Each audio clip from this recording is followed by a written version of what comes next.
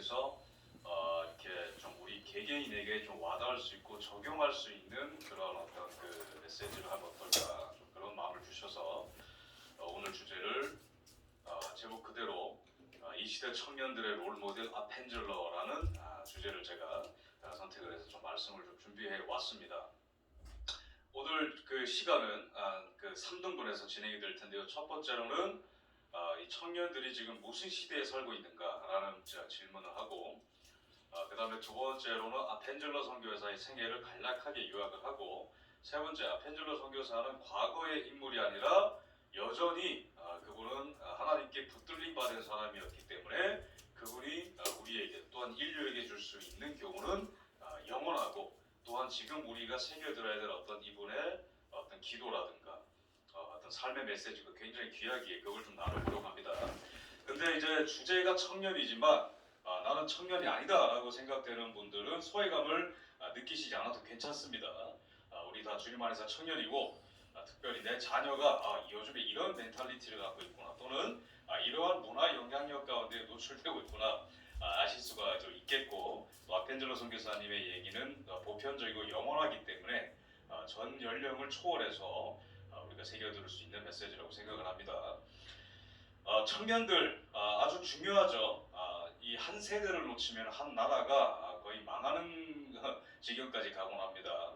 미국 같은 경우에는 40년대생들이 베이비 부머생들이 많은 문제를 일으키고 그러니까 전쟁을 참전하지 않고 미국의 경제 호황을 누리면서 어떤 반미적인 감정을 이제 가진 사람들이 40년대에서 50년대생들입니다.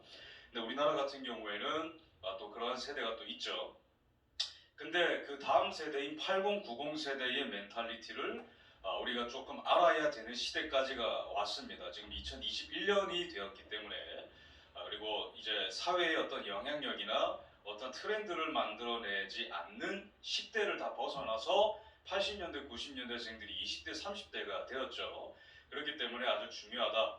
이 나라의 미래를 위해서도 중요하고 한국 교회를 위해서도 중요하고 나 개인이 나는 그리스도인이지만은 나도 모르게 약간 이런 사조와 분위기 가운데 물들고 있지는 않는가 돌아봐야 된다는 측면에서 아주 이제 이 시대를 진단하는 것은 중요하겠죠. 제가 그 주기적으로 이 큰 서점을 이게 갑니다. 가서 요즘 사람들이 무슨 책을 보는가 이렇게 좀 둘러보는데 이렇게 좀 돌아다녀 보니까 그 몇 개월간 제 눈을 사로잡는 그런 주제들이 있는데 저런 책들입니다. 왼쪽부터 보면 하마터면 열심히 살 뻔했다. 이게 책 제목입니다. 그 다음에 가운데는 90년생이 온다. 뭐 이렇게 돼 있고 오른쪽이 밀레니얼 세대와 함께 일하는 법 이건데 왼쪽부터 말씀드리자면은 예전에는 이 패러다임이 열심히 살아야 됐죠. 그죠? 열심히 노력해서 대학 가고 직장 가고 거기서 과장님, 부장님, 차장님한테 혼나는 거 참아가면서 내 자식, 내 자녀를 위해서 열심히 일해야 되는 세대가 바로 우리 아비 세대들의 특징이었습니다. 근데 지금 80, 90 세대는 열심히 살면 손해다라는 생각을 갖고 있어요. 모든 사람이 그렇진 않지만은 왜 그러냐면은 이제 평생 직장 시대는 갔고 언제 내가 잘릴지 모르고 그리고 나는 요즘 용어로 워라벨이라고 하죠. 일에 미쳐 사는 것보다도 일과 라이프의 밸런스 워라벨입니다. 워라벨? 이렇게 중요하다 이렇게 하기 때문에 너무 열심히 살기보다는 적당하게 살면서 저녁이 있는 삶을 좀 구가하고 싶다 그런 이제 세계관을 갖고 있습니다. 근데 그것은 핵가족 시대에서 자랐기 때문에 이들은 내 개인적인 삶의 행복 추구가 굉장히 중요해요. 공동체에 희생을 한다거나 가족을 위해서 희생한다기보다 내 미래가 아주 중요한 세대입니다. 그다음에 이제 그래서 뭐 90년생이 온다 뭐 이런데 그다음에 밀리니얼 세대 그러니까 이런 세대들이 이제 직장인 취직을 하고 있기 때문에 기성세대가 이런 사람들의 멘탈리티를 이해해야 된다. 뭐 그런 책으로서 밀레니얼과 함께 일하는 법 이런 책이 이제 또 있습니다. 그래서 이 저 책에 아주 잘 요약이 돼 있는데 그래서 이걸 밀레니얼 세대라고 하고 그 다음 세대를 뭐 Z 세대라고 하는데 어쨌든 간에 이 사람들은 굉장히 그 최신식의 어떤 기술이나 그런 장비들이 나오면은 빨리빨리 이제 배우고 싶어하고 지식 같은 것도 이제 배우기를 원하는데 옛날식으로 활자를 쭉 읽는 게 아니라 무조건 세 줄 요약이죠, 그죠? 세 줄 요약 간다. 이거 안 했으면 안 했습니다. 요즘 사람들은 무조건 그 긴 글을 세 줄 이렇게 요약을 하고 그다음에 유튜브 같은 것도 저도 유튜브를 하지만 몇 시간짜리 올려놓으면 거의 이제 조회수가 참담합니다. 거의 안 보는데 이제 영상 길이가 3분, 5분 이렇게 되면은 그나마 좀 봐요. 그만큼 지식을 인스턴트적으로 이제 그 습득하는 그런 경향을 갖고 있는 이제 사람들이 젊은 세대다 이렇게 좀 볼 수 있겠습니다. 여기서 이제 오해를 하지 마시길 바라는 건 모든 사람들이 다 그렇다는 게 아니라 일반적인 경향이 그렇게 흘러가고 있다라는 말씀을 좀 드리고 싶습니다. 그다음에 이제 성취하고 싶어하는 사람 뭐 이런 식으로 이제 막 많이 나와 있죠. 근데 이런 사람들 가운데는 뭔가 즐거워 보이지만 불안 요소가 있습니다. 아까 제가 말씀드린 대로 미래에 대한 어떤 그 불투명한 미래에 대한 걱정이 너무 많기 때문에 이제 평생 직장을 선호하기보다도 공무원을 한다든지 그 다음에 요즘 젊은 청년들 가운데 뭐가 유행하고 있죠?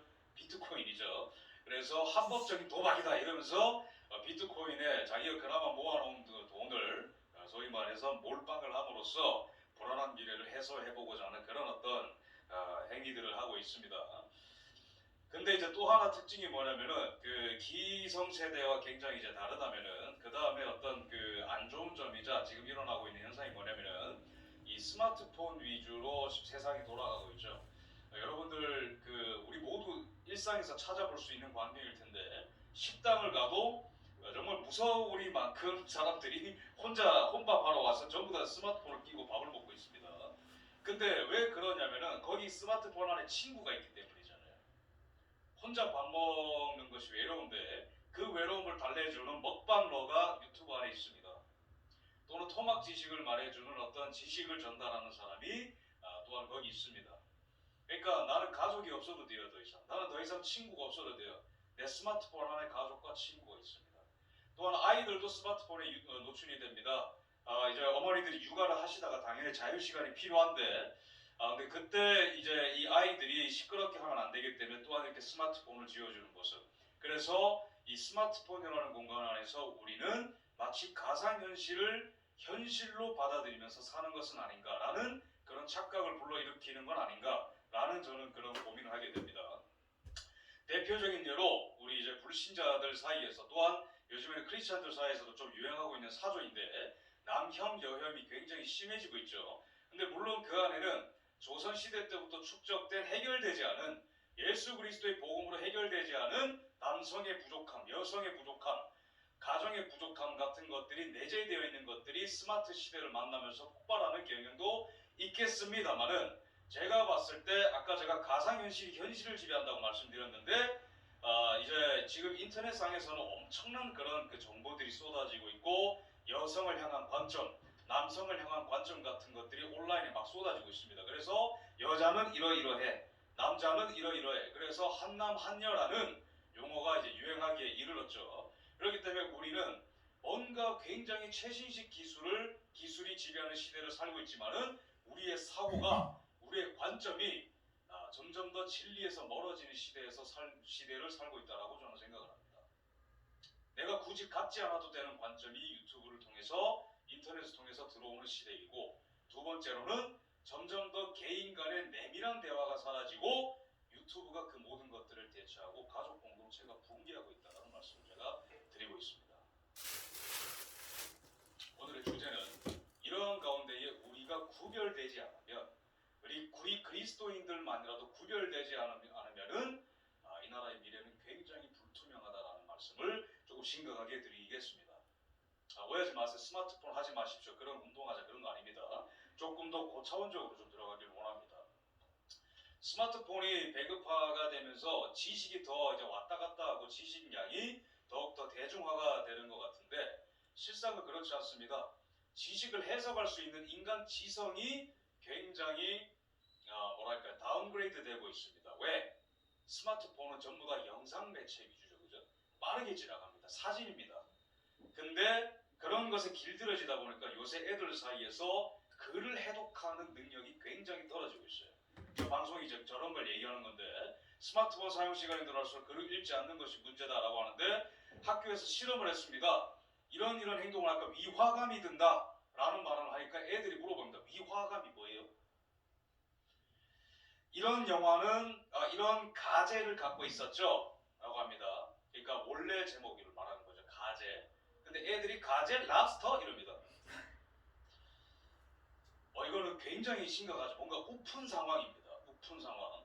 그리고 긴 글을 해독할 수 있는 그 행위들이 굉장히 없어지면서 따라 독해력이 떨어지는 건 당연하겠죠. 이건 한국 상황뿐만 아니라 일본도 동일하고 미국도 동일합니다. 굉장히 심각해요.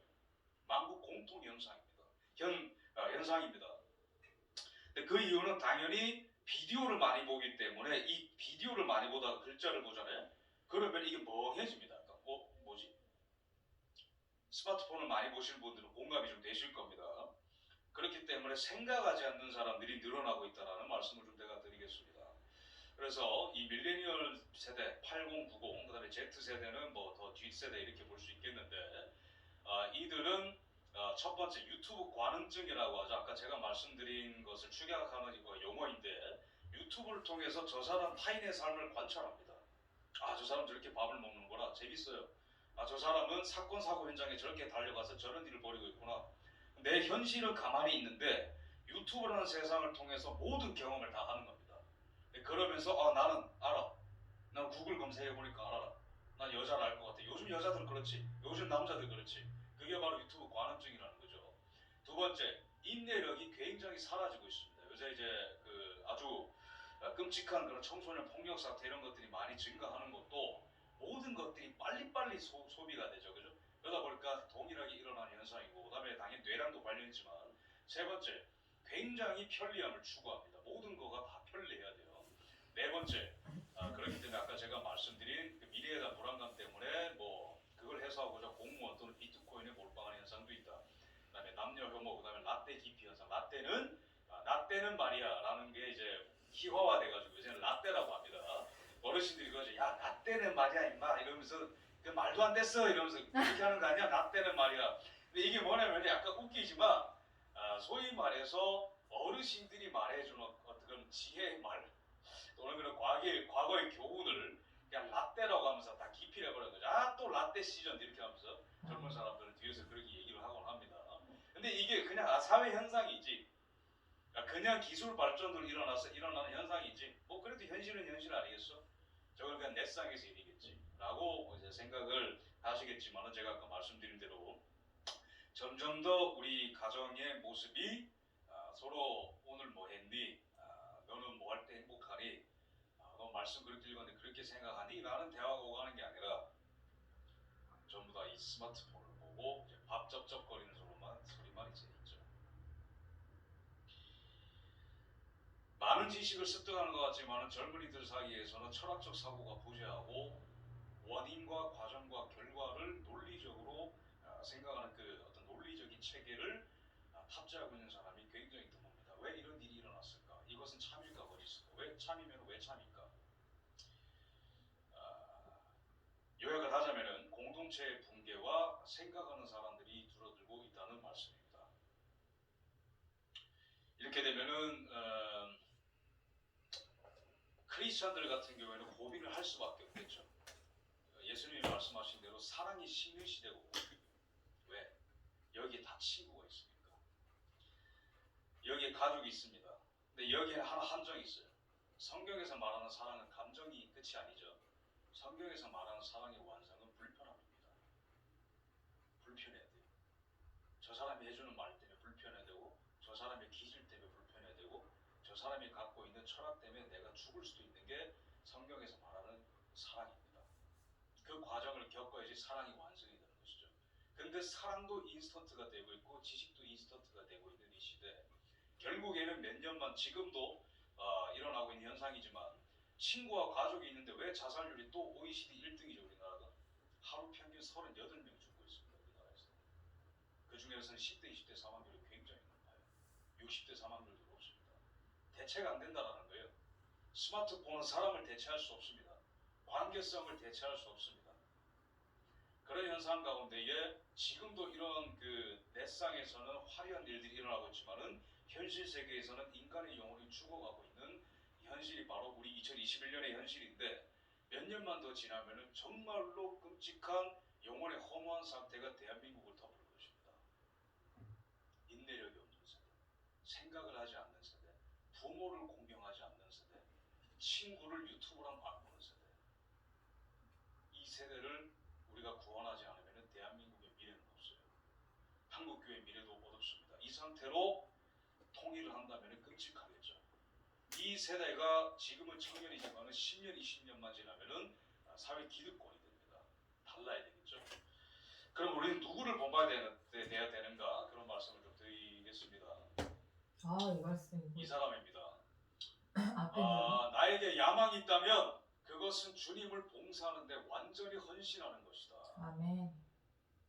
1881년 2월 26일 아펜젤러 선교사가 죽기 전에 말년에 저런 얘기를 했을까요? 아닙니다.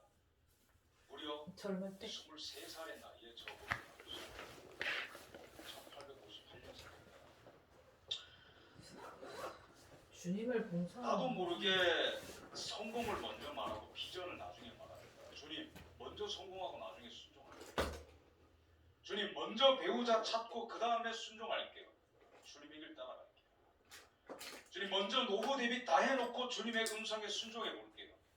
그게 내 야망과 믿음을 살짝 바꿔치기 하는 것들이 우리 마음에 얼마나 교명이 잘 들어오는지. 근데 저 청년은 나에게 단 한 가지의 야망이 있다면 그것은 주님을 봉사하는데 완전히 헌신하는 것이다. 근데 우리 기독교 신앙은 그냥 혼자 방 안에 서 있고 주님을 월십합니다. 그게 예배가 아니죠. 하나님을 사랑한다 하면서 형제를 사랑하지 않는 자는 그 안에 하나님의 사랑이 없느니라. 하나님에 대한 경배는 당연히 이웃에 대한 사랑으로 나타나야 됩니다. 그래서 아펜젤러라는 청년은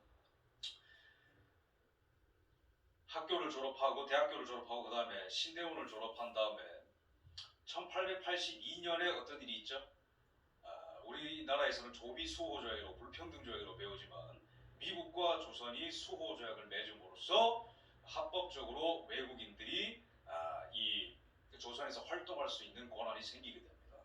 그 다음에 1884년에 이제 한 총회에서 감리교 총회에서 프린스턴 대학교 신학 대학교 학장이 드디어 조선에 문이 열렸다라는 그런 강연을 하는 것을 듣고 저 청년이 언더우드 선교사와 함께 그렇다면 저기 야만의 나라로, 당시에는 아시아를 야만의 나라로 불렀습니다. 야만의 나라로, 귀신이 가득한 나라로, 전운이 감도는 전쟁이 기운이 감도는 전운이 감도는 나라로 나는 가겠다라고 결심을 한 것입니다. 여기서부터 아펜젤러 선교사의 생애를 좀 이제 간략하게 요약을 할 텐데 이분의 삶의 어떤 단편적인 조각만 교훈을 얻기에는 이분의 백그라운드가 우리나라 역사와 맺는 관계가 굉장히 의미심장합니다. 얘기를 좀 해보죠. 아펜젤러 이름이 굉장히 특이하죠. 여러분들 미국인 친구나 유튜브 보다가 아펜젤러라는 사람 본 적 있나요? 무슨 아펜젤러, 무슨 톰슨, 존슨, 제임스는 많은데 아펜젤러는 없습니다. 이름이 굉장히 독특한데 이게 어디 출신이냐? 스위스 아펜젤 지방 출신입니다. 그래서 옆에는 아펜젤러 치즈가 있어요. 아펜젤 지방에는 아펜젤러 치즈가 있습니다. 그래서 이제 스위스계의 미국인이다라고 보시면 되겠는데 왜 도대체 스위스를 얘기하느냐? 북동쪽에 아펜젤이 있죠. 스위스 여러분들이 아시다시피 여러 가지 언어가 쓰이는 곳입니다. 독일어, 이태리어, 프랑스어가 쓰이죠. 근데 이제 아펜젤 지방은 독일어를 쓰는 지방입니다. 그래서 이 아펜젤 가문은 스위스라는 곳을 종교개혁사 안에서 이해를 하자면은 물론 루터가 독일에서 종교개혁을 일으켰지만은 그게 실질적으로 정치 제도까지 잠식하는 일이 일어났던 것은 스위스입니다. 특히 제네바가 그렇죠. 칼빈이 있었던. 그래서 그 기운을 이어받아서 스코틀랜드에서 종교개혁을 시도한 게 바로 존 낙스라는 사람입니다. 그래서 스위스라는 곳은 이 굉장히 또한 이 자유도가 높은 곳이었기 때문에 옛날부터 종교 개혁자들이 특히 칼뱅은 프랑스에서 위구노들을 핍박을 하니까 자신들을 따르는 사람들을 데리고 제네바로 갔죠. 그리고 많은 종교 개혁을 정신을 신봉했던 사람들이 스위스로 몰려들었기 때문에 스위스는 굉장히 종교 개혁 신학의 정통이 깊은 곳이라 보시면 되겠습니다. 저기 이제 아펜젤 가문이 있었는데 아펜젤 가문 또한 이 종교개혁 정신을 따랐던 사람들입니다. 그래서 이 사람들이 18세기에 초반에 이 아펜젤 가문이 이 독일로 이사를 오게 되는데 독일이 아니라 이제 미국으로 이사 오게 되는데 펜실베니아로 거기에 자리 잡은 것이 바로 아펜젤러 가문입니다. 어쨌든 근데 아펜젤러 선교사와 이런 것들을 다 왜 얘기하냐면은 아펜젤러 선교사가 우리나라한테 가져다 준 것은 복음뿐만이 아닙니다. 자유민주주의를 가져다 줬죠. 왜?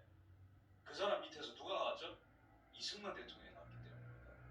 그래서 이 종교개혁과 자유민주주의와 이 모든 선교 활동은 다 이어져 있습니다. 그래서 제가 이 백그라운드를 설명을 드리는 것인데, 근데 그 전에 이 제네바 이야기를 좀 합시다. 제네바 이야기를 왜 이제 해야 되냐면은 이 지금 이 조선성이 깨지는 데 있어서는 정말로 많은 에너지가 응축이 됐어야 됐고 정말로 위대한 정신이 필요했습니다. 그러니까 조선은 전 근대 사회이기 때문에 이게 근대로 넘어가려면은 이 500년 동안 깨지지 않았던 전근대성을 깨려면은 그것을 깨고도 남는 불같은 에너지가 어디서 전달이 되어야 된다는 거예요. 그게 바로 여러 가지 기원을 추적할 수 있겠지만은 스위스 제네바로 추적을 할 수가 있겠습니다. 이거는 바로 교회에 빛이 들어오고 있는데 여러분들이 이 사진 보시면은 뭐라고 생각하나요? 아, 빛이 들어온다 이렇게 생각하겠죠, 그죠? 아, 태양광이구나. 근데 중세 유럽에는 이런 걸 어떻게 해석을 했을까요? 숭배? 하나님의 영광의 빛이다. 거짓말 아닙니다. 진짜로 그때는 과학이 발달 안 했기 때문에 이런 자연 현상을 현대 과학으로 분석을 못하는 거예요. 아, 저건 천사들이 날개짓 하는 것이다. 자연 현상과 성경의 교리를 완전히 합치시켜서 어떻게 보면 지금 관점으로 보면 굉장히 사이비적으로 볼 수 있지만은 이때 당시에는 과학이 발달 안 했기 때문에 이런 일들이 비일비재했던 것이죠. 제네바를 설명드린 이유는 그 전에 제네바의 종교개혁이 어떤 질서를 깨뜨렸나를 설명드리기 위함입니다. 지금 이제 우주 또는 별들을 보면 지금 여러분 어떻게 생각하시나요? 그냥 하나님이 만든 것들, 그리고 지구는 태양을 중심으로 돈다 이렇게 정설이죠. 근데 예전에는 지구를 중심으로 태양이 돈다 이렇게 우주론이 되어 있었습니다. 그리고 수많은 별들은 그냥 그 천사들과 하나님의 영광의 빛에서 떨어지는 가루들이다 이렇게 봤어요. 굉장히 우리와 다른 시대죠. 그 다음에 이거는 이제 이 성찬을 할 때인데 포도주와 저 빵이 있습니다. 무결벽이 있는데 저거를 보면 여러분 무슨 생각하시나요? 그냥 포도를 숙성시킨 거. 그리고 그냥 이 예표로서 그리스도의 죽음과 부활을 우리가 기억하고 그분의 죽으심과 부활에 참여하는 어떤 예식에 불과하죠, 그죠?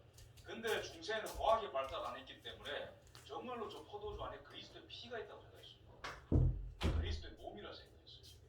그래서 저걸 하느냐 마느냐 형식이 구원을 결정하게 됐습니다. 저걸 하느냐 마느냐, 예배 형식을 어떻게 하느냐 마느냐, 어떤 성가대가 있느냐 없느냐, 어떤 예배 곡을 하느냐 마느냐, 면죄부를 사느냐 마느냐, 형식이 믿음을 대체했던 시대가 바로 전 시대입니다.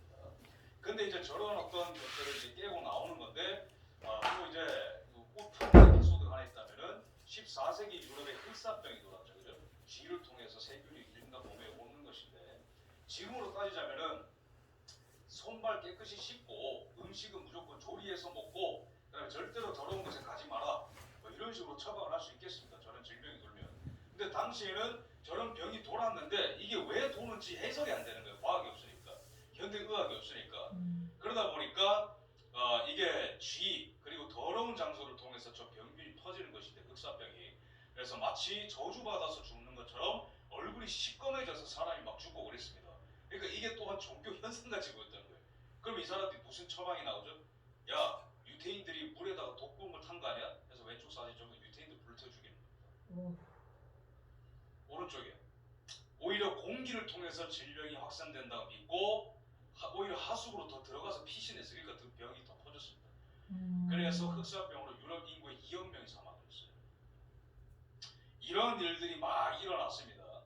그러니까 이제 이 종교개혁사라는 것을 따분하게 교리적으로 해석하면 이게 이해가 잘 안 되고 입체적으로 여러 가지 일들을 통해서 해석을 해야 됩니다. 그 당시에 이 스위스 종교개혁 이런 것들이 일어날 때 어떤 현상들이 일어났었느냐? 이런 미신적인 것들이 이런 현상들이 정말 우리가 미신적으로 믿고 있는 게 아닐까? 어떻게 보면 종교가 다 틀린 게 아닐까? 야, 캐톨릭이 그렇다 해서 그렇게 생각해 왔는데 우주를 바라보는 관점, 질병을 바라보는 관점 이게 다 틀린 거 아니야? 이런 회의감이 불러오게 되면서 교환권이 약화가 됩니다. 그 다음에 흑사병을 통해서 많은 사람들이 죽고 야, 기도 많이 했는데 헌금 많이 했는데 왜 질병 안 없어? 그다음에 십자군 전쟁이 패배를 하게 되면서 예루살렘 탈환을 실패하게 되면서 또한 교황권이 약화가 되게 됩니다. 그 결과로서 원래는 로마 카톨릭의 어떤 정신적인 지배를 받았던 정신적인, 종교적인, 정치적인 지배를 받았던 유럽 일대의 군주들이 스스로 왕을 자처하고 내가 왕이다, 교황 필요 없다, 내 지역은 내가 관리하겠다, 이런 현상이 많이 일어납니다. 자연스럽게 그 왕들은 돈이 필요하겠죠. 왜냐하면 전쟁이 또 많이 일어나니까 서로 왕이라고 하니까. 그렇기 때문에 그 돈을 어디서 챙겨야 되느냐? 바로 자기 지역에 있는 교회로부터 돈을 챙겨야 되는 겁니다. 왜? 기존의 사람들이 돈을 전부 다 교회에다 안 냈어요. 그런 일들이 일어나게 되면서 이제는 로마 가톨릭의 교리를 개혁하고자 종교개혁을 했는데 이제는 두 번째 적이 나타납니다. 종교개혁자들한테. 두 번째 적은 바로 왕들입니다. 왜냐하면 교회를 계속 컨트롤해야 돈을 받을 수 있기 때문에, 기존의 교리를 계속 유지를 해야 사람들이 거기다가 돈을 내기 때문에, 자연스럽게 종교 개혁을 하는 사람들은 기존의 교리를 바꾸려고 하는 사람들이기 때문에 자신들의 돈줄을 말라버리려는 그런 사람들로 비춰 보였겠죠. 그래서 제네바에서 종교 개혁을 시도하려는 했던 그 칼빈이라는, 이건 제네바라는 도시인데, 이 도시가 원래는 굉장히 도덕적으로 부패하고 더러운 도시였습니다. 옛날에는 칼빈이 이전까지는. 근데 칼빈이 와서 쉽게 말해 그 전에는 영의 세계와 물질의 세계가 다 따로 놀았어요. 너 거룩하니 너 기도 많이 해? 작땡. 근데 칼빈이 보기에는 하나님의 나라가 이 지상에 임한다는 진정한 의미는, 천국이 이 나라에 이 지상에 임한다는 진정한 의미는 어떻게 보면 통합이 돼야 된다고 봤던 것이죠. 너 정말 구원받은 신자니? 똑바로 살아라. 너 구원받은 신자니? 너 도덕적으로 살아라. 너 구원받은 신자니? 네 방부터 치워라. 깨끗하게 살아라. 도박하지 마라. 술 취하지 마라. 이러면서 도시가 깨끗해지고 노동을 강조하게 되면서 열심히 살아가는 사람들이 생기게 되고, 제네바가 스위스에서 제1회 상업도시가 되게 됩니다. 그 전통이 지금까지 이어지는 거예요. 그래서 사람들 스위스 시계 좋아하죠. 그런 전통이 다 저기 있는 겁니다. 그래서 이제 이 사람은 뭐 여러 가지가 있지만은 교리를 회복을 했는데, 교리를 회복하고 보니까 한 사람이 모두가 다 자유인이더라. 그리고 교황 무호설 이런 거 다 틀렸다. 그다음에 교회 무호설, 교회가 하는 그 모든 것들은 다 오리가 없다. 이런 것들을 교리를 회복하다 보니까 자연스럽게 도전을 하게 되죠. 그러다 보니까 당연히 정치 세력에 도전하게 되고, 정치를 바로잡지 않고는 또한 교리를 살아내야 되는, 신앙을 살아내야 되는 사람들한테 영향이 잘못 가는 겁니다. 예를 들어서 칼빈이 제네바를 개혁할 때 주일에 예배를 드리러 와야 되는데 사람들이 주일 예배를 안 드리고 도박을 한다든지 술집에 간다든지 식당에 간다든지 이런 행위들을 하면은 법률을 제정해가지고 그런 사람들을 다 두드려 패거나 심판하거나 수치심을 줬습니다. 이런 식으로 다 이제 인간의 도덕심을 개혁을 해 나가는 것이죠.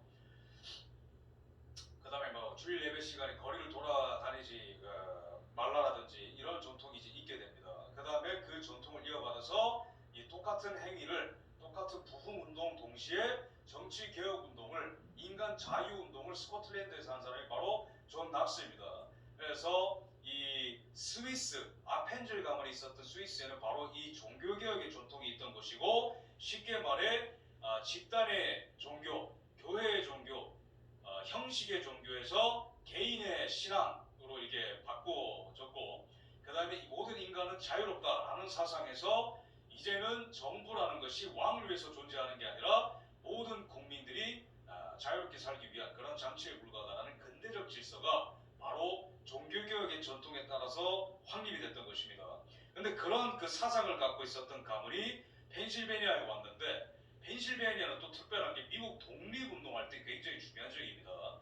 지금은 워싱턴 DC가 수도이지만은 필라델피아, 펜실베니아에 있는 필라델피아라는 곳에서 독립선언서가 발표가 됐고, 또한 그 미국 헌법이 만들어졌죠. 그렇기 때문에 굉장히 중요한 것이고, 왼쪽에 있는 사진은 조지 워싱턴 대통령이 취임하던 것이 바로 필라델피아 독립홀이고, 이승만 대통령도 독립운동하실 때 저기 갔었습니다. 이런 필라델피아에서 태어난 것이 바로 이 아펜젤로 선교사입니다.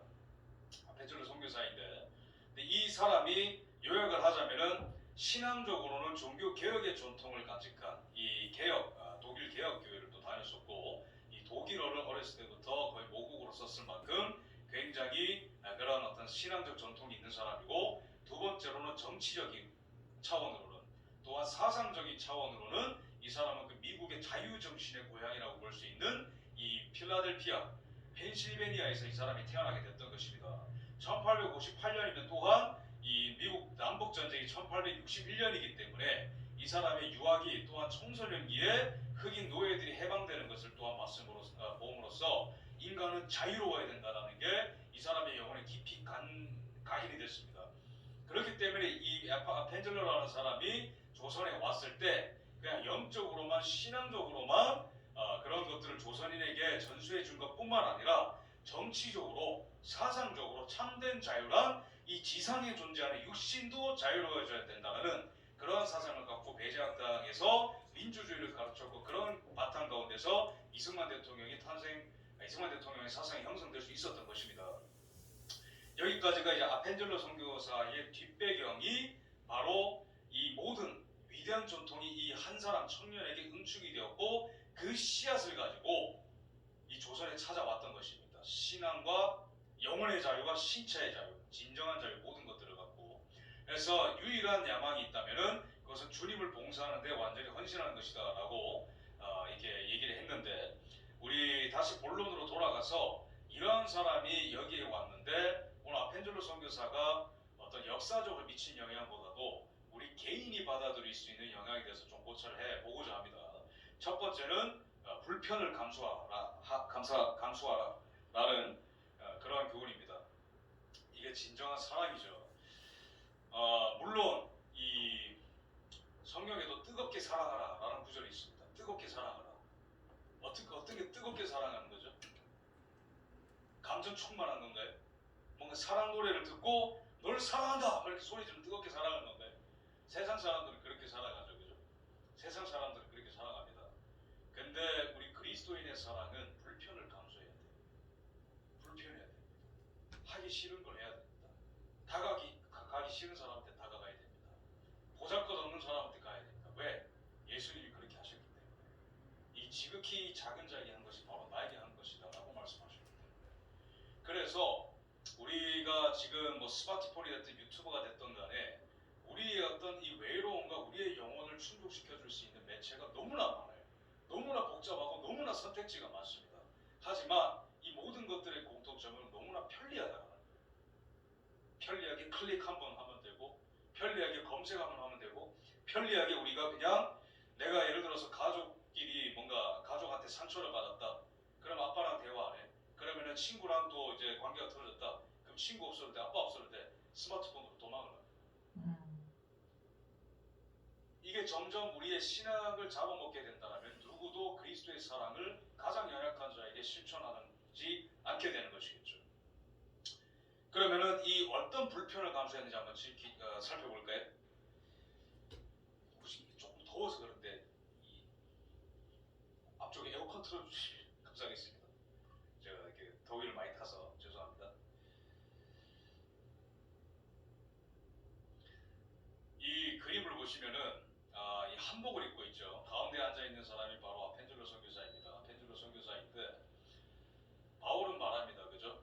율법 없는 자들에게 다가가기 위해서 내가 율법 없는 자들 같이 되었고, 미천한 자들에게 다가가기 위해서 미천한 자들 같이 되었고, 학식 있는 자들에게 다가가기 위해서 학식 있는 자 같이 되었다. 근데 이 사람이 이렇게 한복 입고 있는 사진에서 우리는 바로 그 바울의 모습, 예수 그리스도의 모습을 볼 수가 있습니다. 가장 미천한 곳. 19세기 중후반 때의 사람이기 때문에 미국이 경제적으로 가장 호황기 때 엄청나게 성장할 때입니다. 전국의 미국 전 본토에 철도가 깔리고 석유회사가 터져나오고 캘리포니아 항구가 열리고 샌프란시스코 항구가 열리고 보스턴 항구가 열리고 그러면서 모든 신문물이 미국으로 들어오고 있고 맘부끄럽지 않은 앞으로 달리기만 하면 되는 게 바로 미국의 19세기 중후반이었습니다. 근데 저 사람은 바로 그 영광을 버리고 이 나라에 왔죠. 이 나라에 왔는데 뭘 이제 구체적으로 불편을 감수했는지 우리가 한번 좀 살펴봅시다. 첫 번째, 이 부활절 날에 아펜젤러 선교사가 이 조선에 도착을 했습니다.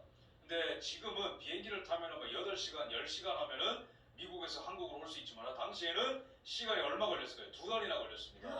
2달이나 걸려서 배를 타고 왔는데 아주 신기하게도 이 한강에 도착했을 때 요코하마 부산을 통과해가지고 한강을 도착했을 때 날짜가 바로 공교롭게도 바로 부활절 아침이었습니다.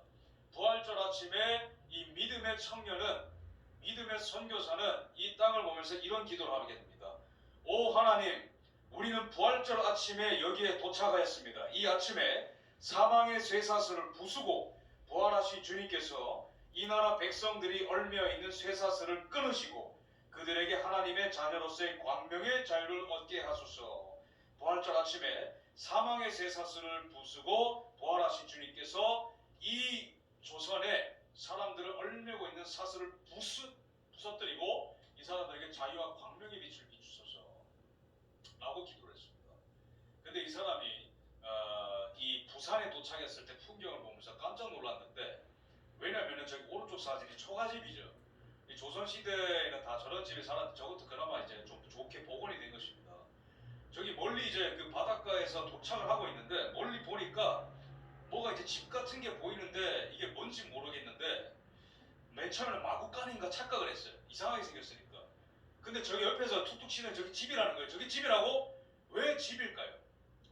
왜 죄송합니다. 왜 집일까요가 아니라 집이라는 것에서 왜 놀랐을까요? 왼쪽에 있는 사진 보이시죠? 저게 바로 19세기 필라델피아의 집들입니다.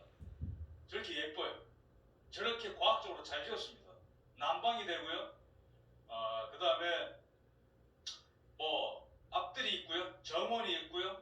아주 뭐 예쁩니다. 뭐 강아지가 있고 아주 뭐 도로도 잘 설계돼 있고 그런 곳에서 여기 왔는데 이게 적응이 안 되는 겁니다. 생긴 것부터 집이. 그러니까 여기서 제가 말씀드리고 싶은 거는 이거 완전 아펜젤러 선교사가 그냥 미국에서 좀 가난하게 있다 온 그런 사람이 베이기의 민족을 만나서 갑자기 숨겼다 그런 개념이 아니라 미국에서 최고의 영광을 누릴 수 있는 집안에서 태어났고 몇 개국을 하면 헬라어도 하고 독일어도 하고 영어도 하고 나중에 한국어도 배우고 이 사람이 이제 지식적으로도 천재인 사람입니다. 외교관이 될 수도 있었고 사업가도 될 수 있었는데 그런 사람이 인간을 바라보는 관점이 다르고 집이 다르고 모든 게 다른 이 나라에 와서 모든 불편을 감수했다는 것입니다. 그 출발. 그 다음에 이 한강 거기에 도착해서 이 나라를 좀 살펴보는데 이 나라에 여러 군데를 돌아다녀 봐야겠다 해서 평양을 또 갑니다. 평양을 가서 이렇게 사진을 또 찍었어요. 사람들이 지게를 메고 올라오고 있는 사진을 찍었습니다. 지게를 메고 오고 있는 사진을 찍었는데 또 하나 이제 아펜젤러 선교사를 경악에 빠뜨리게 한 것은 이 나라가 너무나 더러웠다는 거예요. 저기 밑에 바닥에 있는 게 다 응가입니다. 인간의 응가인데 소의 응가이든 강아지의 응가이든 간에 길바닥에 그런 응가들이 즐비하고 아펜젤러 선교사가 지나가는 곳마다 무슨 묵는 곳이 있었겠죠. 묵는 곳마다 벌레들이 너무 많고 진드기가 너무 많아가지고 잠을 잘 수가 없는 거예요. 신체가 또한 불편합니다. 근데 평양에 가서 또한 평양 감사가 마중을 나왔어요. 저 외국인이 와가지고 저 때는 시대가 또 1880년대이기 때문에 고종 황제가 일말의 희망이라도 미국에 걸어보던 시절이었습니다. 미국 형님들 도와주십시오. 그렇기 때문에 미국 선교사가 굉장히 귀했어요.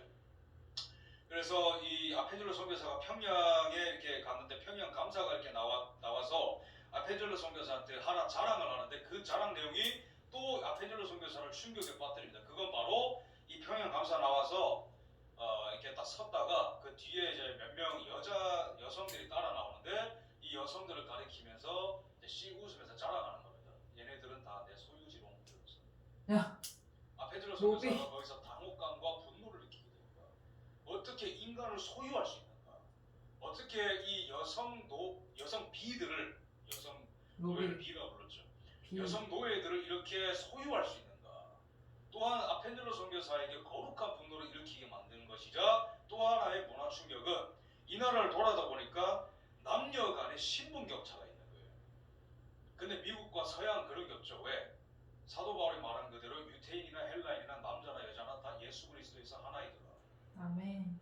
근데 이게 문화 충격인 거예요. 여기는 여자가 저기 뭐냐면은 이 다듬이질을 하고 있는데 저게 바로 우리 남편, 우리 양반 가문의 지고하신 어르신들, 남성 어르신들을 위해서 여성들이 다듬이질하는 모습입니다.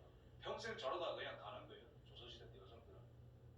저걸 보면서 어떻게 예수 그리스도께서 대신 죽으시고 부활하신 한 사람 한 사람이 이렇게 비통한 현실 가운데 살 수 있겠는가? 인간론에 대해서 굉장한 충격을 받게 됩니다. 이 사진은 뭐냐면은 그나마 좀 편하게 누울 수 있는 집에 이렇게 딱 한번 누운 적이 있었어요. 대접을 받아서. 근데 주변이 시끌시끌하더니 저 때는 창호지가 다 뚫려 있었습니다. 왜? 미국 같은 경우에는 프라이버시가 굉장히 중요하죠. 네 방, 내 방, 노크 안 하면 미개인입니다. 미국에서는 노크 안 하면 엄청 혼납니다. 근데 이때 아펜젤로 선교사를 세 번째로 문화 충격에 빠뜨린 거는 조선에는 프라이버시가 없는 거예요. 서양에서 선교사들이 왔다, 백인들이 왔다 이러니까 저기 조선인들이 창호지 구멍을 다 뚫어가지고 눈동자가 너무 많은 거야. 도깨비 귀신들처럼. 그래가지고 뭐 이렇게 쳐다보냐 도대체. 좀 쉬자. 쉴 수도 없어, 잘 수도 없어. 어디 누우면은 벌레들이 우글우글해. 어디 길거리에 지나가면 여자들이 다듬이 지나가고, 이 조선의 남정네들이 할 수 있는 것은 담배 피는 것밖에 없어요. 왜? 할 수 있는 일이 없으니까. 일은 전부 다 노비들이 하고 양반들은 곰자왈 맹자왈 그거만 배만 두드리고 있습니다. 그러니까 이런 모습을 보면서 모든 부분이 다 문화 충격이에요. 왜? 자기는 어느 전통에 자랐죠? 거룩함이란 열심히 땀 흘려서 일하는 거다. 칼빈주의 개혁주의 전통에서 자랐고, 인간은 본디 전부 다 자유고 그러한 자유를 지키기 위해서 정부가 필요한 것이다. 그런 미국 민주주의의 산실이 필라델피아에 온 사람입니다. 모든 게 다 이제 다른 거예요. 가장 끔찍한 것은 이 구판입니다. 조선시대 때 구판인데, 조선시대 지금도 우리가 이제 그 귀신 문화를 숭배하는 그런 잔재가 많이 나와 있지만은, 특히 지금 뭐 90년대생, 00년대생들은 잘 모르실 수 있겠지만, 그러니까 저 같은 경우에도 예전에 이제 그 친가나 외가에 이제 할머니들 이제 있는 그런 데 가면은 항상 뭐 구판 같은 걸 많이 했습니다. 근데 그런 것들이 다 그런 잔재의 어떤 그 예가 될 수 있겠죠. 그럼 조선시대 때는 왜 이렇게 귀신판이 많았느냐? 쉽게 말해서 아까 제가 말씀드린 부분과 다 이어지는 건데, 유럽 중세사회와 기독교와 올바른 기독교와 그 다음에 과학이 없으니까 인간 실제 생활에서 일어나는 미스테리를 해석을 못하는 거예요. 생각을 해보세요. 500년 동안 개신교와 과학이 없었다 생각해보시죠. 여기에. 그러면 모든 현상이 다 귀신 현상 같다 보이는 거예요. 조선 사람들한테. 예를 들어서 농사가 잘 안 지어져요. 야, 우리가 저 산신령한테 그거 절을 안 해서 그런가 보다. 우리가 우리 조상신들한테 절을 안 해서 그런가 보다. 아, 우리 아이가 계속 그 과거 시험에 낙방한다. 우리 가족에 뭐가 막아 꼈나 보다. 무당 불러라. 모든 게 다 귀신 파티인 거예요. 그렇기 때문에 아펜젤로 선교사의 눈을 사로잡았던 것은, 왜 마을을 지나갈 때마다 장승 같은 거 써 있잖아요. 그죠? 그런 게 다 무슨 액땜하는 그런 상징입니다. 근데 이런 이제 무당 구파 문화. 근데 아펜젤로 선교사는 참을 수가 없어요. 왜? 나 외에는 다른 신을 두지 말라.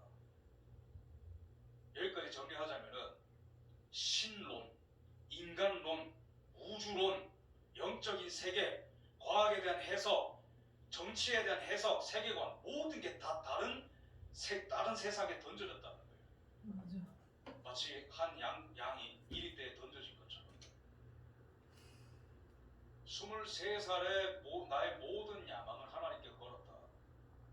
나는 조선에 가면 죽을 수도 있다. 난 저 땅에 가겠다라는 그 결심에는 정말로 진심으로 그리스도를 영접한, 그리스도의 사랑을 경험한 사람의 결단이 녹아져 있습니다. 진정한 그리스도의 사랑은 불편함을 찾는 거예요. 진정한 그리스도의 사랑은 갈 수 없는 곳에 가는 겁니다. 제가 이런 말 한다 해서 또 청년들 갑자기 터키로 간다 뭐 이런 말 하면 안 됩니다. 우즈베키스탄에 선교 가겠다 그런 말 하는 게 아니라, 어디 멀리 가는 게 본질이 아니라, 아펜젤로 선교사를 통해서 우리가 알 수 있는 것은 그 사랑의 본질은 불편함을 감수한다라는 거예요. 가기 싫은 곳에 간다라는 거예요. 손해보는 것에 간다라는 거예요. 우리 현대 어떻게 적용할 수 있겠죠? 스마트폰을 좀 벗어나서, 유튜브를 좀 벗어나서, 내가 모름지기 그래도 그리스도의 사랑이 인쳐져 있는 사람인데, 거기서 좀 벗어나서 그리스도의 사랑을 기다리고 있는 사람들한테 좀 가봐야 되는 거 아니겠습니까? 그게 내 가정 안에 있는 어머니가 됐든 아버지가 됐든 내 동생이 됐든 내 친구가 됐든, 우리가 인스턴트 사랑을 거부하고 그리스도의 사랑을 가질 때에 이런 초월적인 일들이 일어난다라는 걸 제가 말씀을 좀 드리고 싶습니다. 그리스도의 사랑. 그 다음에 또한 이제 이분한테 신체적인 또 위협이 있어요. 왜냐면 이때는 거의 전란 시대입니다. 뭐 이모군란, 그 다음에 갑신정변, 그 다음에 조러, 밀약, 그 다음에 청일전쟁 이런 게 일어나던 때였습니다. 그러니까 청나라 군대가 들어오고 일본군이 들어오고 그다음에 돈 못 받은 그런 이제 90군대가 항변해가지고 쿠데타 일으키고 온 나라가 시끄러울 때예요. 그리고 고종이 내 왕자가 내 왕좌가 이 개혁파 이 김옥균을 비롯한 사람들한테 위협을 받건 러시아한테 위협을 받건 일본한테 위협을 받건 불안에 떨던 시대입니다. 그렇기 때문에 자기 어떤 그 쌓아놓은 그 기득권을 위협하는 사람들을 굉장히 매섭게 바라보던 때예요. 극도로 예민한 때입니다. 근데 이제 한 번은 또 고종을 이제 신기를 건드린 사건이 있었는데 그게 바로 저기 꼭대기에 보이는 저 이제 큰 건물이 뭐냐면은 우리나라에서 최초로 이제 서양식으로 지어졌다는 성당인데 저게 당시에 이 지어진다더라 그 소문이 돌 때 어떤 소문이 돌았냐면 저게 만약에 다 완공이 된다면 다 지어진다면 고종 황제가 있는 궁궐을 내려다볼 수 있을 정도로 높이 지어진다더라. 그 얘기를 듣고 고종이 또 자존심 상한 거예요. 어디 감히 이 왕의 궁궐을 내려다보냐 이러면서 또 이제 그 신기가 불편해가지고 지금 활발하게 활동하고 있는 서양 선교사들 다 불러들여라 해가지고 아펜젤로 선교사와 언더도 선교사가 또 불려가가지고 또 신문을 받는 그런 사건도 있었습니다. 굉장히 불편한 거예요. 그 다음에 또 어떤 일이 있었느냐? 이 조선 시대에는 당시에 19세기에는 이 서양에는 이미 사진기가 있었습니다. 그래서 사진기를 갖고 다니는데 조선 사람들은 저걸 본 적이 없어요. 근데 찍어서 사진을 보여주니까 놀라는 거야. 내가 이렇게 생겼구나. 처음 본 거예요. 근데 이때 어떤 괴담이 돌았냐? 과학적으로 저 사람들은 사진기가 해석이 안 되죠. 그죠? 카메라가. 그럼 어떤 괴담이 흘렀을까요? 애기의 누나를 뽑아서 저기에 장착해서 찍는다더라. 저런 괴담이 돈 거예요. 그래서 실제로 서양 선교사들을 전부 다 죽이니 많이 이러면서 분노가 끌어올랐던 때도 있습니다. 그래서 아펜젤로 선교사가 굉장히 놀랐어요. 그때 죽을 뻔한 적이 있었습니다. 사람을 판을 걷는 이제 그런 심정이죠. 이건 이제 청일전쟁 때인데 어쨌든 나라가 이제 많이 어려워서 이 사람은 이제 언제 이제 죽어도 이상한 게 아닌 그런 어떤 그 포화가 왔다 갔다 하는 이제 그런 시대에 동안 살고 있었다는 말씀을 좀 드릴 수 있겠습니다. 여기서 우리가 여러 가지 교훈을 얻을 수 있는데 첫 번째로는 야 이게 정말 기가 막히는구나. 저는 이런 역사 공부하면은 정말로 와 이게 하나님을 경외할 수밖에 없습니다. 왜냐면 이만큼 미개하고 이만큼 소망 없고 이때 당시에 서양 열강이 조선을 바라보는 관점은 굉장히 인종주의적이었거든요. 대표적인 예가 이제 미국의 당시에 동시대인 테오도르 루즈벨트 대통령은 참고로 굉장히 인종주의자였습니다. 인종에는 단계가 있다고 믿었어요. 제일 밑에 흑인 있고 그 다음에 아시아인 있고 아시아인 중에서도 조선인들은 가장 밑에 있고 그 다음에 일본인 있고 그 다음에 뭐 백인 중에서도 아일랜드인이 있고 그 다음에 게르만족 있고 이런 식으로 다 계급이 나눠져 있었어요.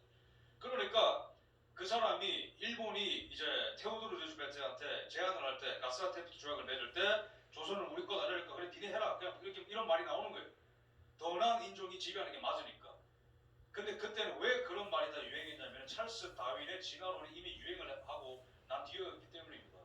그만큼 세속적인 관점이 서양을 지배하던 때에 도대체 무슨 정신으로 저 아펜젤러스 선교사는 이 모든 불편함을 감수하고 이곳에 왔는가? 그것은 바로 그리스도의 사랑입니다. 그거밖에 없어요. 그 동기밖에 없습니다.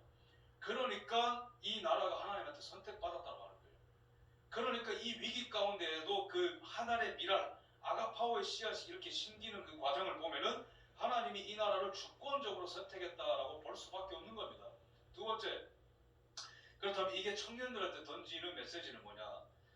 이분은 모든 청결에 대한 것들, 이미 필라델피아에서 누리는 그 자유, 그 모든 것들, 안전함, 이 모든 것들을 내려놓고 이곳에 왔는데 우리 그리스도인들 가운데, 우리 청년들 가운데 정말로 이 시대에 구별되고 싶다면, 이 시대에 정말 경건의 능력을 주변에게 끼치고 싶다면, 그리스도를 나를 통해서 보이고 싶다면 정말로 이러한 선택을 해야 됩니다.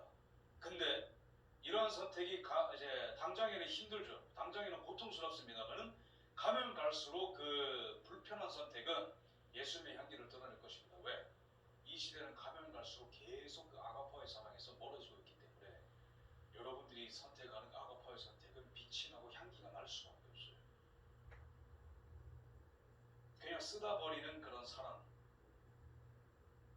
어른의 말은 전부 다 라떼라고 치부하는 그 어른에 대한 공격이 사라지는 사회, 그런 사회가 올수록 여러분들은 달라야 됩니다. 우리들은 달라야 돼요.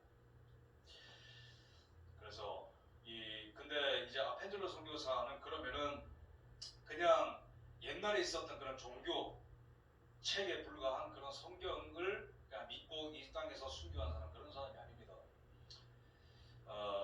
이분은 그 당대에 유행했었던 그런 모든 철학, 지식 이런 것들을 다 흡수하면서도 이런 선택을 했던 거예요. 그러니까 성경만 알았다는 게 아니라 그때 당시 지식을 다 알면서도 이걸 선택했다는 거예요. 19세기에 이미 칼마르크스의 자본론 공산당 선언이 나오고 다윈의 진화론이 나오고 종의기원이 나오고 니체, 프로이트 이런 사람들이 다 19세기 유럽 대륙에서 철학을 만들고 미국까지 적시고 있었거든요. 그래서 당시 미국 모든 사람들이 아펜젤러 선교사와 같이 구별되거나 청교도인들이 아니었어요. 이미 자유주의 신학이 신학교를 위협하고 있었고 19세기에. 그리고 도덕적 방종이 자본주의는 항상 도덕적 방종이라는 그림자가 따라오죠. 술 취하고 반탕하고 매춘이 일어나고 대학생들이 낄낄거리면서 술 마시고 공부 안 하고 지금이나 그때나 똑같습니다. 아펜젤러 선교사는 그 모두가 경건한 가운데 이 사람도 경건했던 게 아니라 모든 사람이 부패하고 하나님을 떠날 때 이 사람은 경건함을 선택했다는 거예요. 우리가 던지는 메시지가 굉장히 분명합니다. 제가 말씀드리고 싶은 거는 이런 첨단 기술을 도피하라는 게 아니라 이런 상황 가운데 더욱더 하나님의 거룩함을 선택해야 우리한테 경건의 능력이 나간다는 거죠. 이분은 또한 어떤 불편을 감수했느냐. 이 사람은 언어 천재입니다. 왜냐하면 모국어가 또 독일어고 집안에서 영어 독일어를 함께 썼기 때문에 어렸을 때부터 언어를 굉장히 자유자재로 갖고 놀았습니다. 근데 이런 사람에게도 정말로 넘을 수 없는 장벽이 있었어요. 뭐 헬라어도 배우고 히브리어도 배웠지만 이 조선어를 배우는 게 너무 어려운 거예요. 왜냐면 했습니까? 했니? 밥 먹었습니까? 밥 먹었노? 하나님께서 하나님이 말이 너무 다 다른 거예요. 경어가 있고 뭐 그죠? 그렇기 때문에 이런 그 언어 체계가 영어에는 없어요. 독일어도 없어요. 그러니까 이 사람이 너무나 애먹었는데 이분이 맡은 게 뭐 창세기 있지만은 또 신약에 또 성경 세 권 제가 까먹었는데 그 이때는 여러 가지 선교사들이 다 직접 성경을 번역해야 됐습니다. 왜냐면 1세대 선교사들이기 때문에 아펜젤로 선교사한테도 또 이제 신약 성경 중에 세 권이 맡겨졌어요. 이런 거 번역해야 된다. 이러면서 이분이 매일매일 이분의 루틴이 뭐냐면은 아침에 일어나면은 먼저 1시간 기도하고 그 다음에 가정 예배 드리고 식사하고 그 다음에 3시간 한국어 공부 시간이 있습니다. 근데 이분이 주는 교훈이 뭐냐면은 예수 만나면 무조건 저기 멀리 땅끝까지 가라 이게 아니라 이분은 인테그리티가 있는 거예요. 먼저 가정과 주변 사람들로부터 다 모범과 이 본이 되는 사람이었습니다.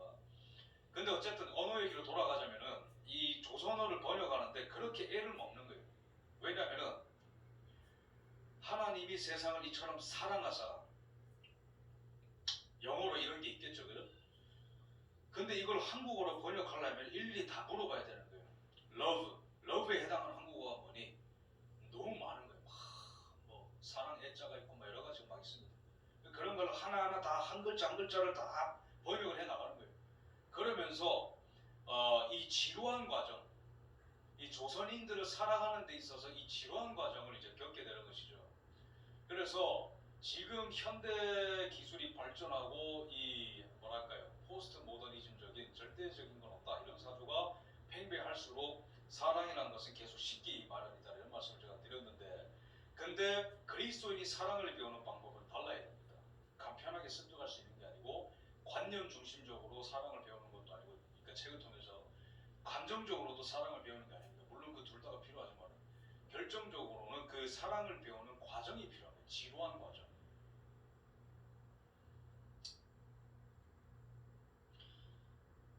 저 같은 경우에는 여전히 저도 이런 말을 할 수 있는 처지는 아니지만 개인적인 경험을 좀 나누자면은 저는 예수님을 만나고 제가 예수님을 사랑하는 줄 알았어요.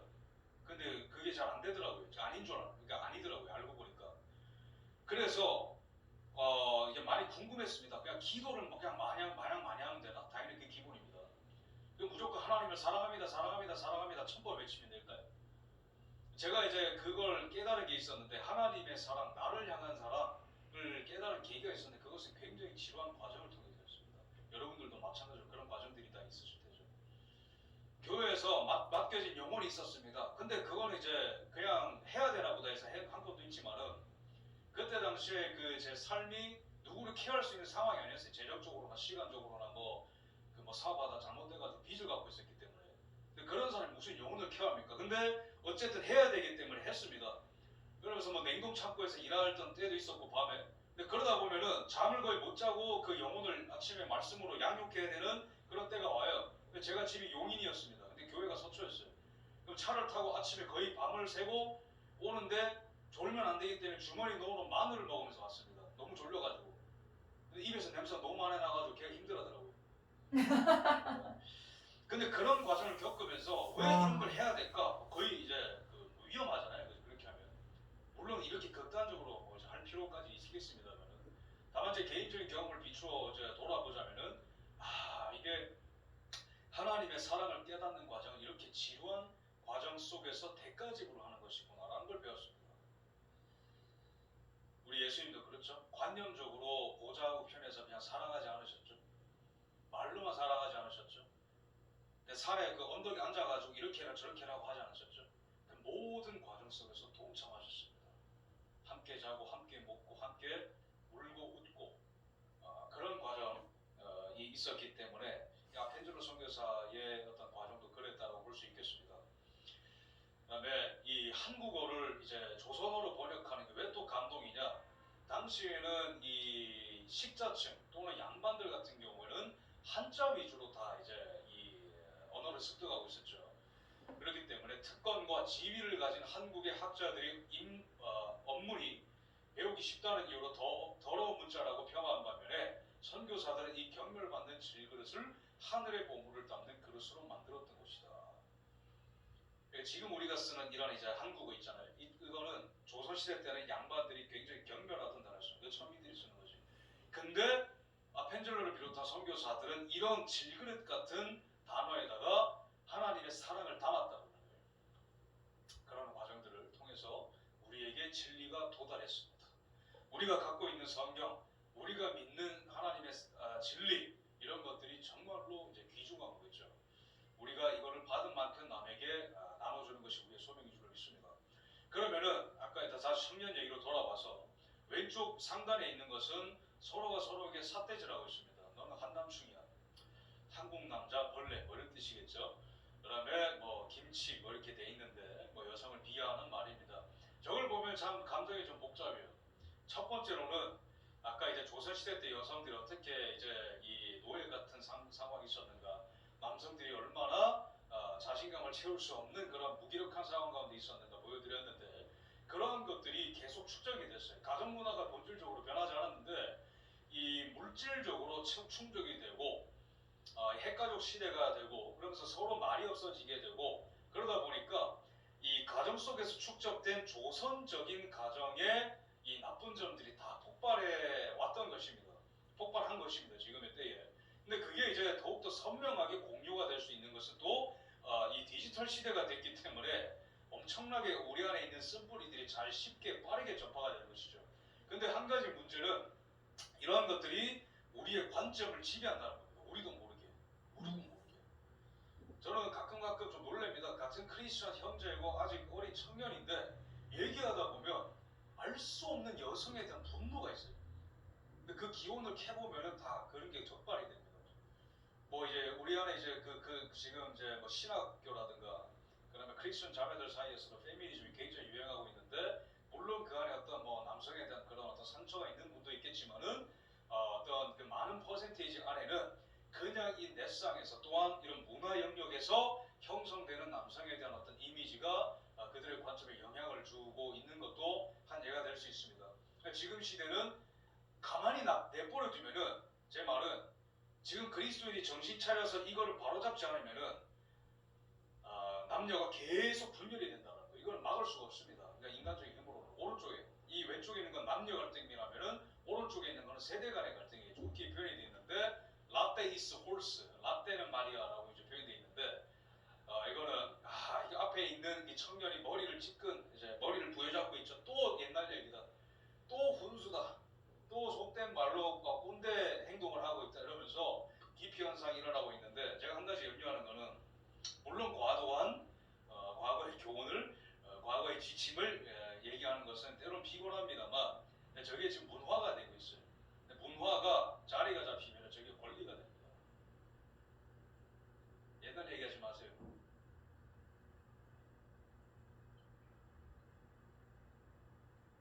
선생님의 라떼와 내 때는 다릅니다. 선을 그어. 세대 간의 갈등.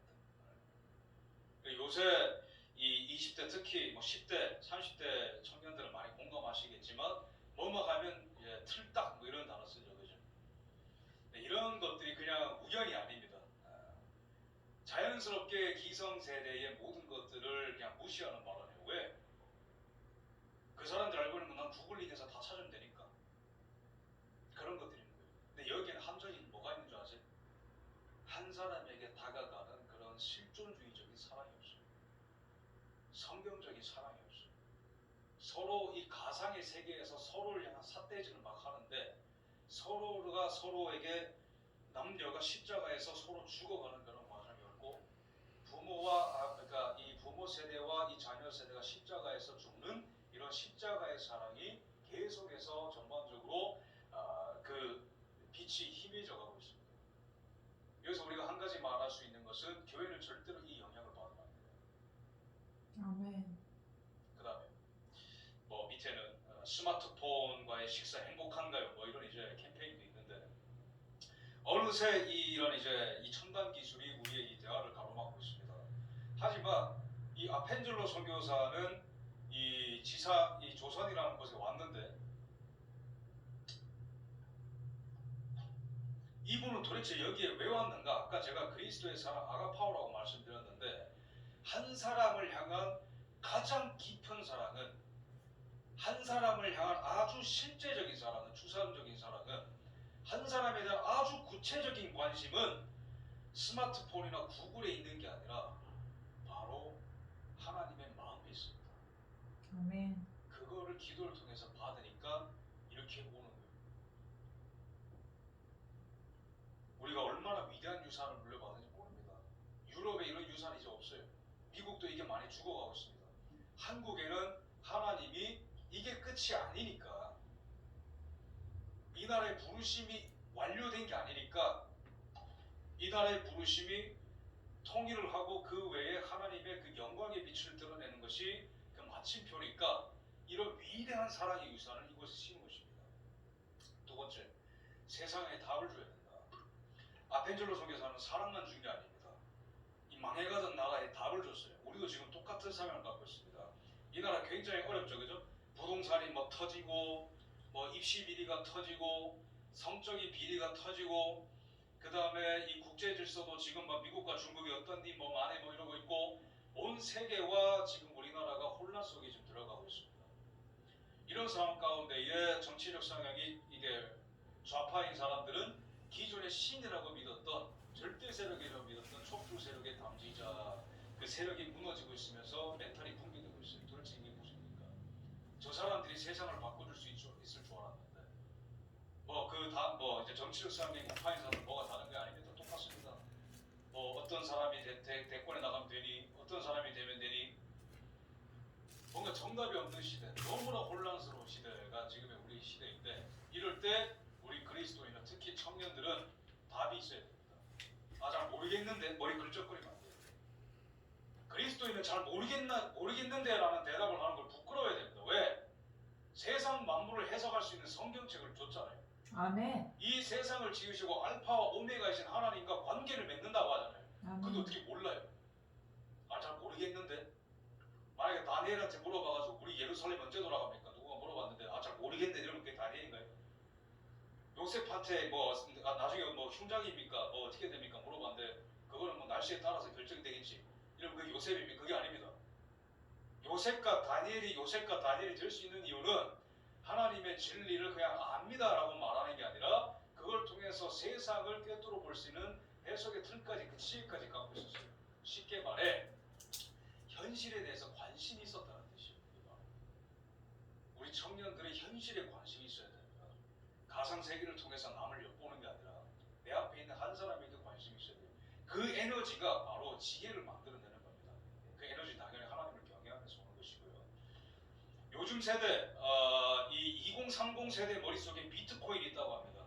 목돈 벌이 인생 역전하자, 한 방에 하자, 가자, 뭐 신흥 부자가 돼보자 이러면서 미래에 대한 불안감을 최대한 없애보려고 우리 지금 청년들이 이제 시대의 조류에 많이 이제 편승을 하고 있습니다.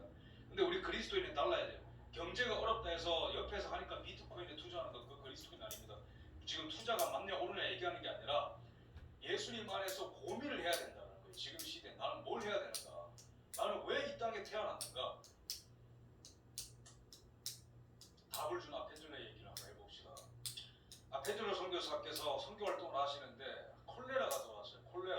콜레라는 어떤 뭐 해산물이든 어떤 음식이든 간에 익히지 않고 그걸 먹었을 때 병균이 생기고 그런 겁니다. 또한 손을 제대로 안 씻는다라든가 불청결한 상태에서 뭐 이제 뭘 먹는다라든가 그러면은 이제 콜레라가 이제 퍼지게 되는데 콜레라가 퍼졌어요. 콜레라 퍼져서 막 몇천 명씩 막 죽어가는 겁니다. 근데 이때 조선인들 사이에서 콜레라를 치유할 수 있는 방법을 알았을까요? 당연히 없겠죠. 그래서 콜레라가 쥐를 통해서 옮긴다더라. 이제 그런 유언비가 또 터졌어요. 쥐를 통해서 옮겨지는데 쥐가 인간 몸에 들어가가지고 장기를 파먹거나 장기에 병균을 퍼뜨리기 때문에 콜레라가 생기는 거다. 이런 유언비가 터졌습니다. 그래서 어떤 처방을 내렸느냐 조선 사람들이 고양이 그림을 집 문 앞에 걸어놓는다라든가 고양이 가죽을 콜레라 걸린 사람 배에 문지르고 그러고 있었습니다. 또한 더러운 음식을 먹으면 안 돼요. 다 소독을 해서 먹고 그러니까 깨끗이 씻어 먹거나 그래야 되는데 야채를 많이 먹으면 콜레라 낫는다. 그런 유언비가 터져가지고 씻지도 않는 야채 그 오이와 배추를 막 먹습니다. 콜레라가 더 걸려요. 콜레라 걸리면 저렇게 설사와 구토하면서 마치면 죽고 맙니다. 그런 이제 이 아주 위태로운 상황 속에서 또한 이때 당시에 해답을 준 것은 바로 교회였습니다. 아펜젤러 선교사도 이 뛰어다니면서 이 병원을 어떻게든 간에 이 간이병원을 막 설치하고 예방 접종을 놓고 그 다음에 손발을 씻고 절대로 더러운 음식을 먹지 마라 이러면서 이 다른 선교사들과 함께 이렇게 해답을 주게 됐습니다. 그 다음에 이 아펜젤러 선교사는 그것뿐만 아니라 이 나라 이 민족이 그냥 영적인 노예 상태뿐만 아니라 정치적으로도 이 노예 상태에서 벗어나려면은 뛰어난 지성인들 또한 위대한 민족의 지도자가 있어야 된다고 생각을 했어요. 그래서 노란 글씨를 보면 우리는 우상 숭배와 미신과 관습과 같은 쓰레기들을 제거해 버리지 않으면 안 된다. 우리는 놀리고 있는 땅을 갈아야만 한다. 또한 좋은 열매를 보기 원한다면 더욱 깊이 갈아야 된다. 그러니까 우상 숭배와 미신과 관습과 같은 쓰레기들을 제거해 버리지만 안 된다 했는데 이분은 조선인들을 사랑했지만 조선인들을 괴롭히는 죄와 거짓에 대해서는 분노가 있었던 분인 거예요. 긍휼히 여김이 있었던 사람입니다.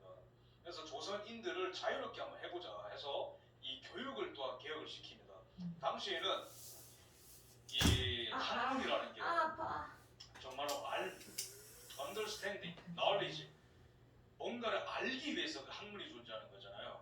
이 티슈는 뭘로 만들어졌고 이 태극기는 뭘로 만들어졌고 인간의 심리는 어떨 때 이렇고 그냥 그 알물 위해서 그냥 있는 겁니다. 서양에서는.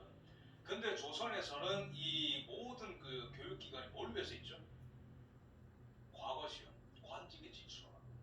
그래서 오직 그 나라에서 정해주는 바운더리 안에서만 공부를 해야 되는 거예요. 쉽게 말해서. 그럼 뭘 공부하고 있죠? 공자왈, 맹자왈, 공자 선생이 이런 상황에서 이렇게 얘기했는데 바로 인애란 이런 것이고 사민, 민족을 다스리는 거예요. 백성을 다스리는 건 이런 것이고 충성이란 이런 것이고 뭐 이런 것만 외우면 되는 겁니다. 그러니까 노예같이 달달달달 외우고 있는 거예요. 생각을 안 하고 앉아가지고 전부 다 관직에 진출하라고. 그런데 아펜젤러 선교사는 이 교육 계획을 바꿔야 된다. 암기하는 사람이 아니라 그냥 스마트폰 보면서 그냥 가만히 있는 이런 사람이 아니라 생각을 할 줄 아는 사람 만들어야 된다. 판단을 주체적으로 할 줄 아는 사람 만들어야 된다. 그래서 교육을 개혁을 했던 겁니다. 시사하는 바가 굉장히 크죠. 이 사람은 그걸 볼 수가 없었던 거예요. 그러니까 좀비같이 그냥 가만히 동공이 풀린 상태에서 왈왈왈왈왈 이러고 있는 걸 못 보는 거예요. 주도적으로 생각해라. 왜? 넌 자유인이니까. 넌 하나님의 형상이니까. 그 다음에 뭐만 하면 여자들을 구타했습니다. 조선시대 남자들이. 그러니까 인성교육까지 시키는 거예요. 여자 구타하지 마라. 성경에 분명히 나와있죠. 구타하지 말면. 남자다움을 가르치면. 남자다움이라는 거는 막 수염 기르고 막 칼 차고 다니고 그런 게 아니라 여자를 지키고 아이를 잘 키우고 열심히 땀 흘려서 일하는 게 남자다운 거다라는 걸 가르치는 거예요.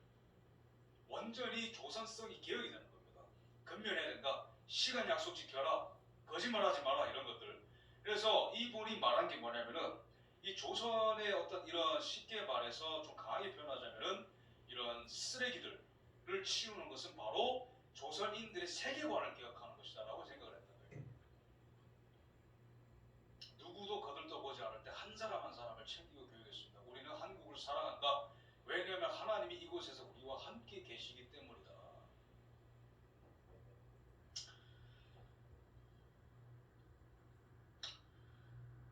그래서 이런 정치적인 격변이 일어났는데 많이 혼란스럽겠죠. 지금 청년들도 많이 혼란스럽습니다. 내 미래는 어떻게 되는 것이며 내 직장은 뭘 구해야 되는 것이며 나는 어떤 배우자를 만나야 되는 것이며 지금 이 대한민국은 어떻게 되는 것이며 이 전 세계는 어떻게 되는 것이며 코로나는 어떻게 되는 것이며 부동산 가격은 오르는데 내 집은 어떻게 마련할 것이며 질문이 너무 많아요. 근데 이때도 똑같습니다. 그러니까 뭐 이모군란이 일어나가지고 나라가 어지러워져서 청나라가 그 합법적으로 들어오게 되고 그거를 카운터하기 위해서 일본이 들어오게 되고 청나라가 잠시 세가지고 일본이 물러나게 되고 갑신정변이 일어나게 되고 그러게 되면서 이 막 어쨌든 청나라와 일본 제국의 병사들이 이 한성에 들어와가지고 이렇게 막 진주하게 되면서 나라가 망하는 거예요. 뭐요? 이런 게 뒤숭숭한 거예요. 이 나라가 도대체 어떻게 되는 것이냐? 500년간 존속했었던 이 나라가 도대체 어떻게 되는 것이냐? 그 칠흑 같은 어둠이 지배하는 때에 너무나 혼란스러운 때에 펜들러 성교사님은 머리를 걸쩍거리면서 나는 잘 모르겠고 미국으로 간다 했을까요? 대제학 땅에서 미래를 준비할 수 있는 미래를 개척할 수 있는 젊은 지도자들에게 해답을 줍니다. 그건 바로 기독교와 자유민주주의예요. 조선을 밝힐 길은 조선의 새 물줄기는 바로 예수 그리스도입니다. 너희 한 사람 한 사람이 바뀌어야 돼. 두 번째, 너희가 자유롭게 살고 싶으면 바로 이 미국처럼 자유민주주의라는 것을 언젠가는 해야 된다.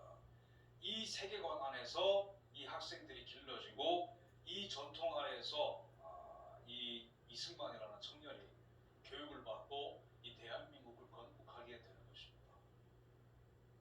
우리 그리스도인들은 우리 청년들은 이러한 때에 해답이 있어야 돼요. 어떻게 살아야 된다. 결혼 생활은 어떻게 해야 된다. 아주 구체적으로. 결혼 생활을 이렇게 했을 때 행복하다. 가정의 부모와의 관계는 이렇게 했을 때 행복하다. 직장 생활은 이렇게 했을 때 행복하다. 그냥 워라벨 한다고 행복한 게 아니라. 그래서 이런 이제 해답이 있어야 된다라는 것을 우리가 펜드로 성교사를 통해서 이제 배울 수가 있습니다. 예수가 구원하기 위해 자기 생명을 내어준 자가 민족과 인류의 진보를 위해 훌륭한 역할을 수행하겠다는 결심을 했다. 그다음에 우리는 주님께서 이 학생들을 변화시킬 수 있음을 믿는다. 변화된 아멘. 학생들은 주의 권능을 부여받아 백성에게 선한 것을 베푸게 될 것이다. 이분의 믿음의 고백대로 기도대로 이승만 대통령이 나왔죠, 그죠? 그래서 우리 청년들은 이 상황에 매몰되는 것이 아니라 주님께서 이 믿음을 주시는 대로 그 바운더리 안에서 불가능한 꿈을 꿀 수 있어야 되는 것입니다. 그래서 그걸 놓고 계속 기도를 해야 되는 것이죠. 나라가 어렵다고 전부 다 공무원하면 부를 누가 창출합니까? 도전해야 되겠죠.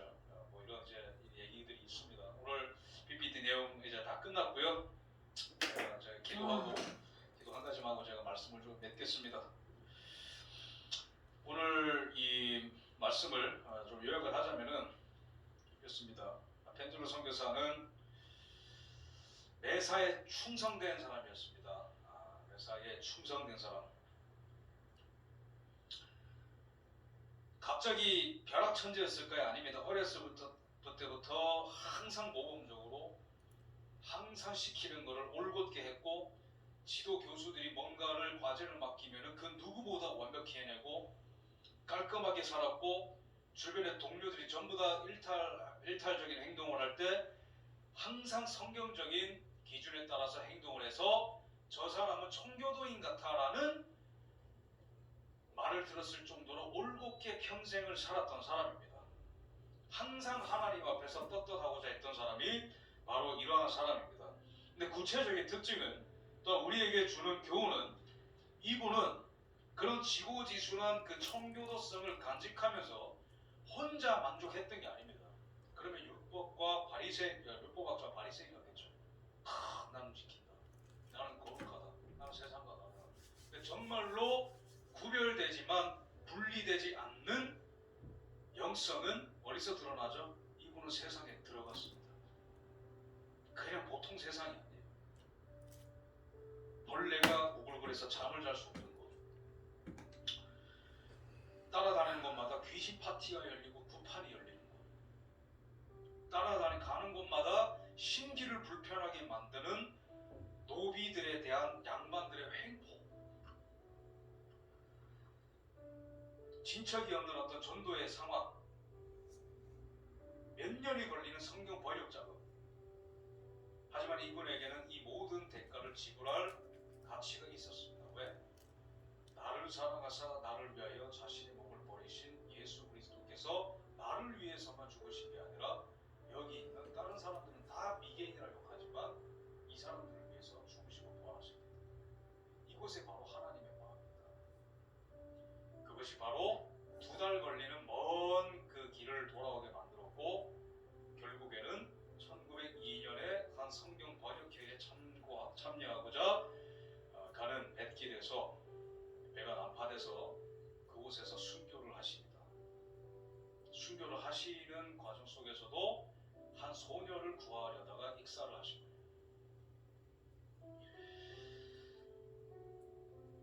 매순간에 하나님의 불꽃 같은 사랑으로 가득했던 사람입니다.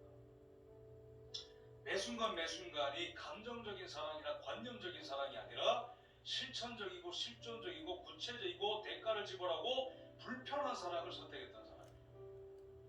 이게 우리에게 던지는 메시지는 스마트폰에 잠겨서 내 외로움을 충전하지 말고, 스마트폰에 잠겨가지고 내 불편함을 거기서 해소시키지 말고 나가자. 방문 밖으로 나가자. 스마트폰 밖으로 나가자.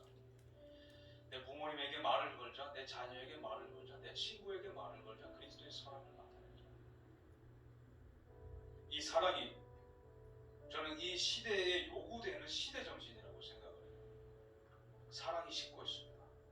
사람의 생명이 너무나 쉽게 카운트되고 있습니다. 그런 상황 가운데에 지금 세상은 우리 그리스도인들의 예수님의 아가파오적인 사랑을 기다리고 있어요. 손해보는 사람, 대가 지불하는 사람, 불편한 사람. 두 번째, 세상은 해답을 기다리고 있습니다. 이 세상은 어떻게 되는 것이냐, 나는 어떻게 되는 것이냐, 이 나라는 어떻게 되는 것이냐.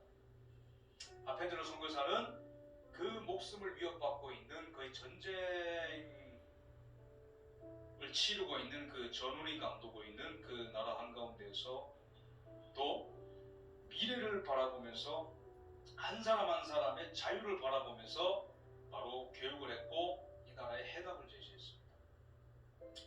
우리에게도 지금 그러한 임무가 부여됐다고 생각합니다.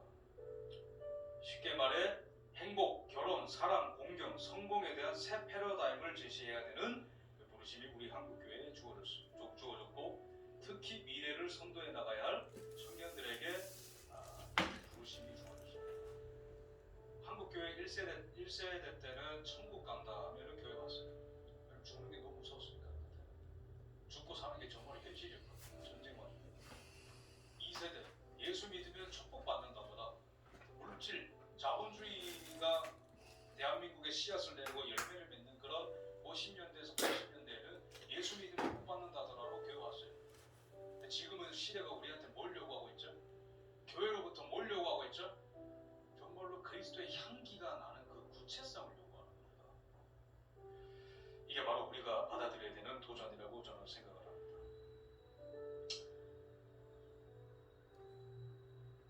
우리 한 가지 청년들을 위해서 좀 기도하면서 좀 나아갑시다. 주님, 이 세대, 구별된 세대를 주님께서 부르신다고 생각합니다. 모든 일어나고 있는 현상은 현상일 뿐이요, 하나님 우리를 위협하지 못할 것입니다. 그저 우리의 책임감을 말해주고 있는 것일 뿐이라고 저는 생각을 합니다. 그런 차원에서 하나님 이제는 관념과 어떤 핸드폰 너머로 사랑을 배우는 게 아니라 그냥 피상적인 지식을 알았다고 내가 모든 걸 알았다고 교만하는 그런 청년, 윗세대를 공경하는 것을 잃어버린, 그런 것을 공경을 잃어버린 청년이 아니라, 사랑을 잃어버린 청년이 아니라 하나님의 마음으로 아비를 챙길 수 있는, 아비를 사랑할 수 있는 청년 세대들이 일어나게 하여 주옵소서. 아멘. 하나님의 사랑으로 모든 인스턴트적인 사랑이 가득한 이때에 한 사람을 죽기까지 붙들고 눈물로 기도하고 원수마저 기도로 용서할 수 있는 그러한 아멘. 진국 같은 청년들, 예수 닮은 청년들 일으켜 주옵소서. 아멘. 이러한 청년들이 대한민국에서 빛과 소금이 될 줄로 믿습니다. 아멘. 하나님, 이 시대를 살아가는 10대, 20대, 30대 청년들 가운데에 이 경건함을 사랑하는 심령을 부어주옵소서. 아멘. 완전히 다른 구별된 세대들이여 일어날지어다. 아멘. 혼란스럽고 어두운 이 시대에 해답을 가진 청년들이여 일어날지어다. 아멘. 최첨단 기술을 뛰어넘는 하나님의 지식을 소유한 청년들이여 일어날지어다. 아멘. 이 모든 시대에 내가 바로 그리스도의 샘플이요, 그리스도의 사자요, 이 시대에